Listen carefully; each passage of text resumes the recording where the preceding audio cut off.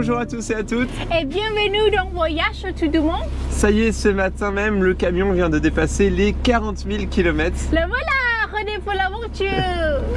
Et du coup, on va vous faire un petit bilan pour vous expliquer nos premiers 10 000 km à bord de celui-ci. C'est un camion de 1989 et je pense qu'il y en a certains d'entre vous qui souhaitent avoir un véhicule un peu similaire pour voyager. Bienvenue dans Voyage Autour du Monde, je m'appelle Bi. Et moi Justin, nous voyageons depuis plusieurs années afin de découvrir la beauté de notre monde. De retour en France, j'ai proposé à Bi de créer le camion d'expédition de nos rêves.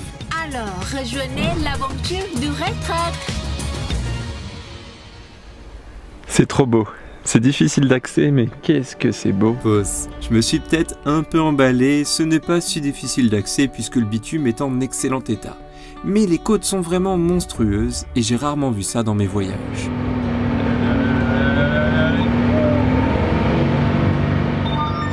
Justin, n'oublie pas de parler de tunnel. J'ai de plus en plus peur de tomber en panne et de me retrouver prise au piège. Ils sont très étroits. Chut, Bi, on a dit qu'on ne parlait pas des malheurs. Dans le dernier épisode, nous étions dans l'une des quêtes locales du Folgefonna. Eh bien, vous n'allez peut-être pas me croire, mais nous avons traversé le glacier de l'Est à l'Ouest avec le Red Truck. Pour ce faire, on a un peu triché. Justin m'a dit, ici c'est le tunnel sous le Cassia et c'est 11 km.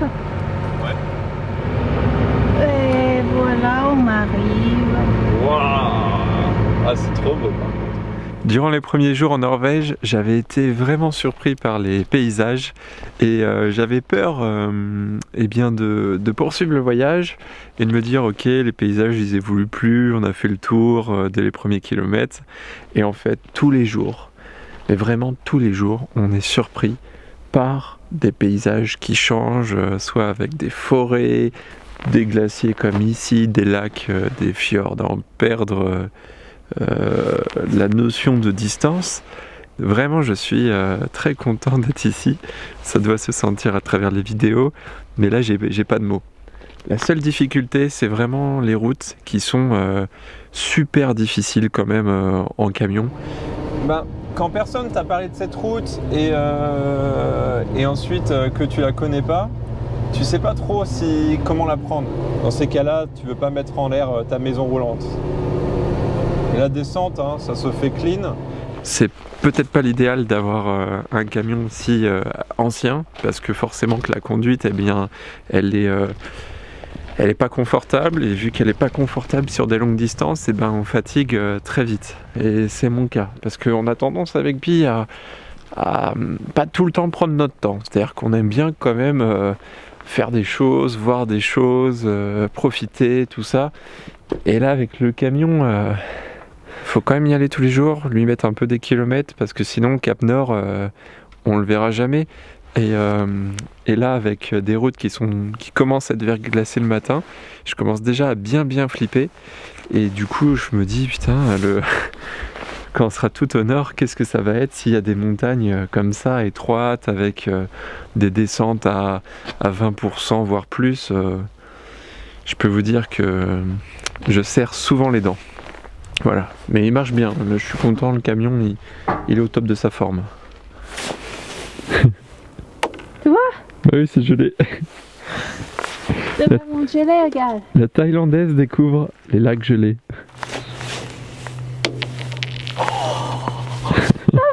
Oui, j'ai vu. Quand tu es dans un environnement comme ça, la glace elle craque en permanence. Ouais. Ça fait toujours très peur. Si nous avons choisi d'explorer une autre partie du Folgefonna, c'est surtout pour trouver un lieu de travail pour les 3 prochains jours. Vous ne savez peut-être pas, mais YouTube n'est plus notre activité depuis 2021. Et si nous réalisons des vidéos, c'est tout simplement pour partager, comme au bon vieux temps, des instants de voyage et des beaux paysages avec des passionnés qui ne peuvent pas forcément barouder pour le moment. Alors pour tenir nos engagements professionnels, 3 jours par semaine, nous arrêtons le moteur pour travailler dans une zone inspirante, excentrée et surtout couverte par la 4G. Ensuite, une fois nos tâches effectuées, nous reprenons l'aventure et si possible, on la partageons avec vous. Alors s'il y a une saison pour venir en Norvège, je dirais maintenant ou jamais, parce que c'est trop cool quand même de se retrouver tout seul dans ce genre d'espace. On arrive en Norvège fin octobre Actuellement on est en novembre et on va y rester jusqu'en décembre. Comme ça on verra progressivement l'évolution de la météo. Pour le moment on est environ à 20 jours de pluie durant le mois, mais on a beaucoup de chance puisque le matin, regardez, c'est magnifique. Le matin, c'est dégagé, il pleut pas, mais c'est parce qu'on est chanceux. Normalement, à cette période, il pleut quand même beaucoup plus. Nous nous trouvons encore au sud du cercle polaire arctique et nous profitons à peu près de 4 à 5 heures de soleil par jour pour recharger nos batteries avec les panneaux photovoltaïques. Et oui, car nous choisissons principalement nos journées de travail en fonction de la météo. Pas de soleil, pas d'électricité, pas d'électricité, pas d'argent, pas d'argent, pas de gasoil, pas de gasoil, pas de camion, pas de camion, pas de road trip. C'est tout simple à comprendre. Mais je vous rassure, nous profitons tout de même du décor qui nous entoure. C'est d'ailleurs le lieu parfait pour s'oxygéner le cerveau. Je vais prendre le temps, vu que je suis un peu posé, de répondre à une question qu'on me pose souvent en commentaire des vidéos. Qu'est-ce que je pense du porteur du Red Truck, c'est-à-dire le véhicule en lui-même en dehors de sa cellule? Parce que je vois, il y en a pas mal qui achètent le même camion. On a envie de soleil et de voyage. Donc voilà pourquoi nous venons d'acheter notre camion 4x4 tout neuf de 1993. Donc si je peux répondre à cette question et vous apporter un maximum d'informations, eh bien tant mieux. Je vais être totalement franc, c'est-à-dire vous allez découvrir des choses peut-être auxquelles vous ne y attendez pas. Et parce qu'il y a pas mal de points négatifs en fait sur ce projet et quelques points positifs évidemment. Le premier point, c'est un camion qui était abordable pour mon budget. De mémoire, on en avait eu pour 10 000 €, tout compris, avec le changement de carte grise, etc. Depuis, le prix de ce camion a vraiment augmenté. Je crois qu'il faut compter entre 15 000 et 20 000 €. Ensuite, c'est un véhicule ancien. Donc qui dit ancien, mécanique assez basique, pas d'électronique dedans, très peu de sondes, etc. Donc plutôt simple. Et ensuite un camion 4x4. Donc pour moi c'était 3 facteurs qui correspondaient à mon budget, mon projet de voyage, etc. Avec la pandémie, j'ai pris énormément de temps pour me documenter sur l'univers des camions. Je me suis passionné pour les camions, maintenant j'adore les camions, dès que j'en vois un, je l'observe, je l'étudie, etc. Que ce soit un camion pour le transport de marchandises ou un camion d'expédition. Ce camion n'est pas du tout destiné à porter un aménagement, du moins une cellule comme celle que nous avons aujourd'hui. Pourquoi? Premièrement, ce camion c'est un camion d'intervention. Ce n'est pas un camion routier, ce n'est pas un camion qui était destiné à faire beaucoup de kilomètres. D'ailleurs, ça se voit sur certains organes qui sont très vite fragilisés. C'est un camion qui aujourd'hui est difficile à conduire quand on a l'habitude de conduire des véhicules de notre époque aujourd'hui, c'est-à-dire des véhicules avec un ABS, un EPS, des aides à la conduite, des radars, etc. Tout un tas d'accessoires, de gadgets si vous voulez, mais qui rendent la conduite de plus en plus sûre, de plus en plus confortable et j'ai envie de dire appréciable. Même si c'est un peu moins l'aventure peut-être, parce que là, j'ai envie de vous le dire, ça l'est l'aventure. On n'a pas de chauffage dans la cabine, le matin on se caille, on galère pour dégivrer le pare-brise et on est tout le temps secoué. Je pense que dedans on a un volume du bruit moteur et de la route pas loin de 90 décibels, même peut-être plus, ce qui fait qu'on a la tête comme ça.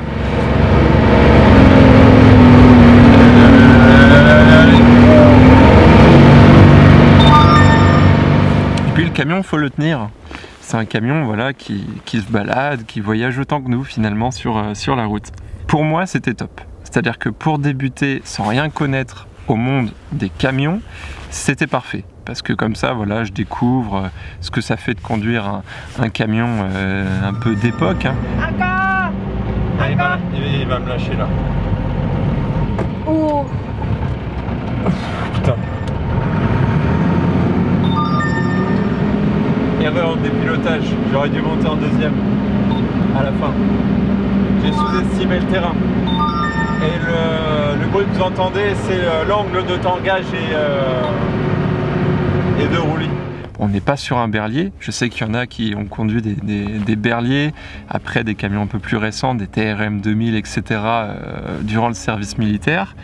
Là, c'est quand même un S170. Il y a eu une très belle évolution malgré que c'est un véhicule dangereux. C'est un véhicule qui, si on est fatigué, c'est pas du tout le moment de le conduire, il nous emmène droit dans le fossé, et il est moins confortable qu'un midliner avec les dernières cabines dans les années 90. Petite erreur, ce que je veux dire par là, c'est que le Red Truck est un S midliner. Sa cabine a été commercialisée durant plus de 25 ans, et elle a reçu quelques améliorations et accessoires au fil des ans.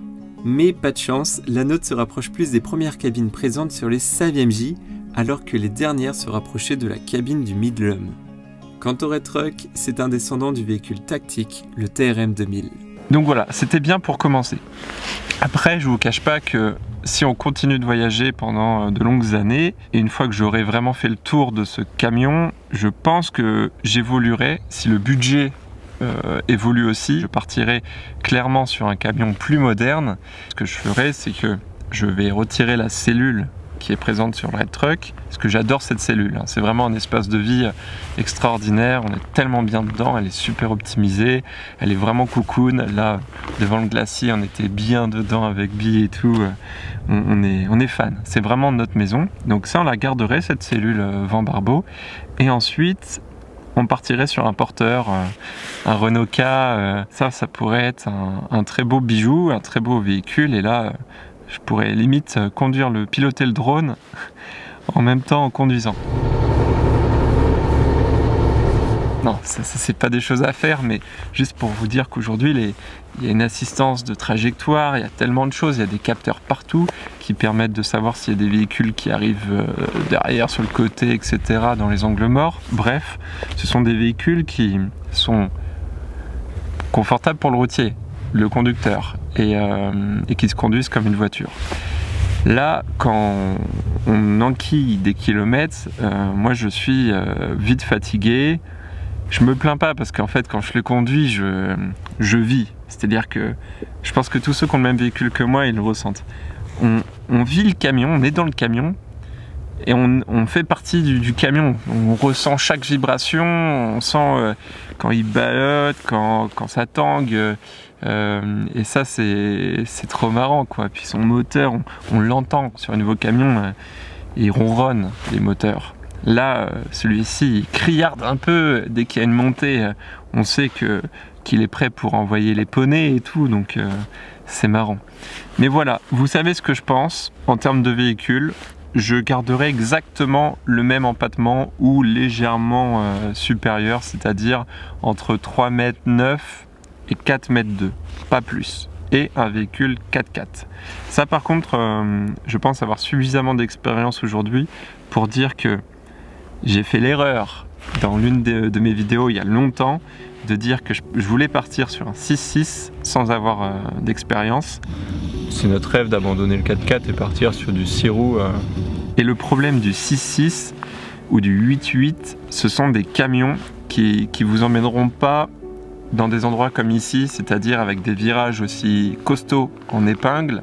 Là on est vraiment sur des routes délicates, et c'est déjà limite avec un véhicule d'intervention où le rayon de braquage est exceptionnel, hein. Le Red Truck c'est génial pour ça, son rayon de braquage est super, et l'empattement, on a un petit empattement qui nous permet en fait de monter, de faire des virages super, limite je pourrais tourner sur moi-même avec ce véhicule, il n'y a aucun problème. Par contre un 6.6, ça c'est sûr que j'oublie ce projet de partir un jour sur un véhicule aussi grand.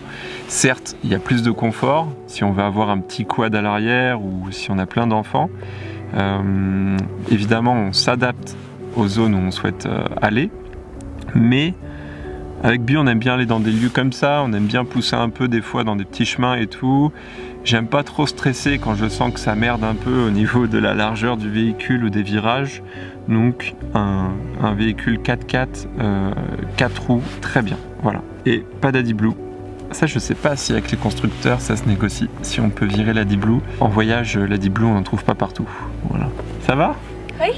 Alors qu'est-ce que tu penses du porteur? C'est bien, avant je ne sais pas que c'est trop fort, mais aujourd'hui quand on est montré à 20%, je me sens que oui, il est fort. Ouais. Il est prêt pour voyager, tout ça, mais pas super confortable. C'est comme par rapport que j'ai vu plusieurs vidéos sur YouTube quand les Français voyageaient avec les camions. Eux, je me sens qu'ils sont plus confortables que nous. En fait, Bee, elle est dans une banquette. Elle est déglinguée. Hein. La banquette, ça ton siège, c'est une banquette. Oui. Ce qui serait cool, c'est quand même d'avoir des ceintures. Là, je réfléchis en fait à comment on pourrait mettre des ceintures. Alors, elles ne seraient pas homologuées, mais juste pour se sentir un peu plus serré dans le siège, tenu. Et une ceinture, voilà, en dehors de sa sécurité. Là, des fois, quand on monte des côtes, on se tient un peu au siège parce que c'est pas agréable de descendre. Surtout, on est sur une sorte de sky, de faux cuir là. Et bah, en fonction du pantalon, on glisse un peu. Le problème pour moi, c'est le bruit. Quoi? Comment? Qu'est-ce qu'il y a? Et puis les noms étrangers, c'est dur à prononcer des fois. Alors du coup, quand on conduit, bah, c'est un téléphone arabe. C'est-à-dire que moi je dis un mot et Bee va comprendre un autre mot. Oui. Mon accent va peut-être pas être bon en fonction de la ville et tout. C'est comme tu sais, la langue française c'est déjà compliqué et quand on a plusieurs bruits à côté, c'est plus difficile et des fois c'est quoi? Ah oui, ok. Posez-vous bien la question, est-ce que vous avez réellement besoin d'un camion 4x4? Si oui, bah pourquoi pas ce véhicule? Si on n'allait pas faire autant de petits chemins, et encore des petits chemins on n'en fait pas tous les jours, j'aurais pris un Magnum. En plus un véhicule de collection qui aurait pris de la valeur avec le temps. Je suis pas convaincu que le S170 ou les S, ils prennent de la valeur dans le temps en termes de véhicules de collection. Je pense que suite aux vidéos qu'il y a eu sur la chaîne YouTube, après il y a eu d'autres youtubeurs qui se sont ramenés avec Martin, les vadrouilleurs et tout. Oui, les camions, ils ont pris 5 à 10 000 euros d'un coup sur le bon coin. Même le monsieur qui m'a vendu le camion, il m'a dit, c'est fou après le nombre d'appels qu'il a eu. Mais après, est-ce que ces véhicules vont monter et faire une plus-value dessus? Je pense pas. Si vous avez d'autres questions concernant le véhicule, n'hésitez pas à les poser en commentaire, je tâcherai d'y répondre. Si j'aime filmer les glaciers, c'est parce que le temps semble s'arrêter, et pourtant cette immense zone blanche réduit d'année en année. À force, ça me fait presque plus rien, j'y suis de moins en moins sensible. C'est pourtant triste, mais l'être humain a été l'acteur principal d'une pièce de théâtre qui ne tournait qu'autour de lui. Que ce soit la construction de cette route, de l'acheminement de ce vieux camion jusqu'ici ou de l'upload de cette vidéo sur un serveur et jusqu'à sa lecture, nous sommes tous un maillon d'une grande chaîne qui finira un jour par casser. Alors que faire? Nous n'en avons aucune idée. Mais on peut faire garder dans notre mémoire ce dernier spectacle qu'offre la nature. Avant de terminer la vidéo, je voulais souhaiter la bienvenue aux nouveaux arrivants. On est bientôt 100 000. C'est super motivant, merci beaucoup pour votre soutien. Je voulais aussi remercier toutes ceux et celles qui ont écrit un petit message concernant mon livre dans la dernière vidéo. Ça me fait très plaisir, pareil je prends le temps de répondre à tout le monde, mais en tout cas je lis tous vos messages. Concernant le camion, j'espère que ça va aider certains et certaines à prendre la bonne décision pour choisir le véhicule qui leur correspond au mieux. Et puis je suis désolé, c'était quand même pas un épisode vraiment aventure, mais on se retrouve prochainement. Oui. Et voilà, on se retrouve le jeudi prochain, car la découverte du monde n'attend pas.